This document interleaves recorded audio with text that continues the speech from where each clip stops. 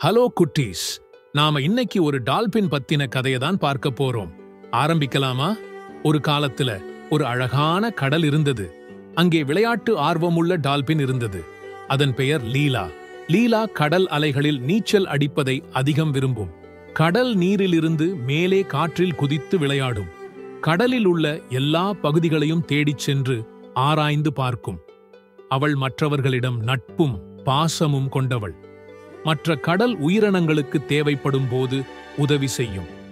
ஒருநாள் லீலா பவழப்பாறை அருகே நீச்சல் அடித்துக் கொண்டிருக்கும் போது ஒரு சிறிய மீனை பார்த்தது. அந்த சிறிய மீன் பெயர் ராஜு. ராஜு கவலையாக இருந்தது. எதையோ சரி செய்ய தீவிரமாக யோசித்துக் கொண்டிருந்தது. எதுக்கு நீ சோகமாயிருக்க ராஜு என்று லீலா கேட்டது.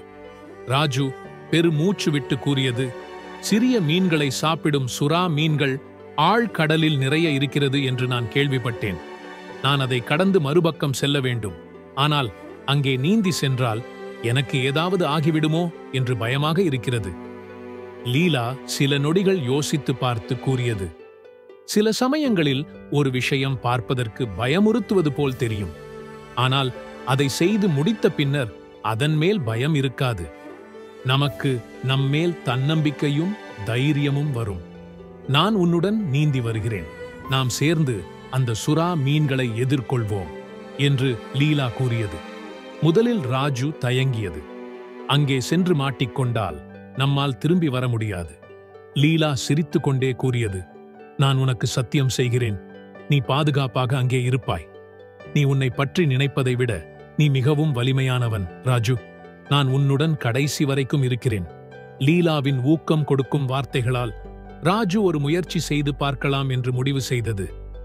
அவர்கள் இருவரும் அங்கிருந்து சூரிய வெளிச்சம் படும் நீர் பாதையில் நீந்தி சென்று கொண்டிருந்தனர். அவர்கள் சீக்கிரம் சுறா மீன்கள் இருக்கும் இடத்திற்கு சென்றனர். அவர்கள் யாரையும் கண்டு கொள்ளாமல் வேகமாக நீந்தினார்கள். ராஜு சுறா மீனுக்கு பயந்து கொண்டே இருந்தது. ஆனால் லீலா ராஜு பயப்படாமல் இருக்க அவன் அருகில் நீந்தி சென்றாள். அந்த திகில் பயணம் ராஜுவிற்கு பயத்தை மேலும் அதிகரித்தது. ஆனால் அவன் நம்பிக்கையுடன் நீந்தி சென்றான்.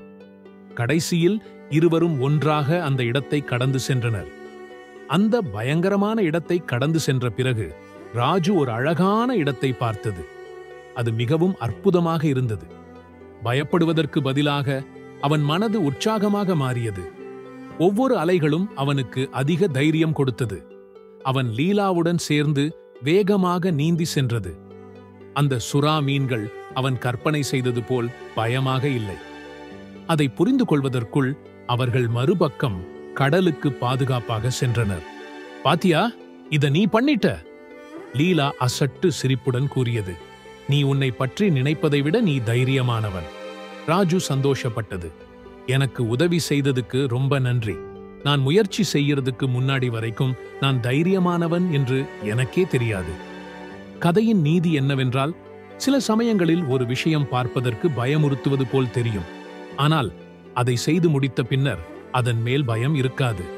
நமக்கு நம்மேல் தன்னம்பிக்கையும் தைரியமும் வரும். ஓகே குட்டீஸ், பாய். நாம் அடுத்த கதையில சந்திப்போம்.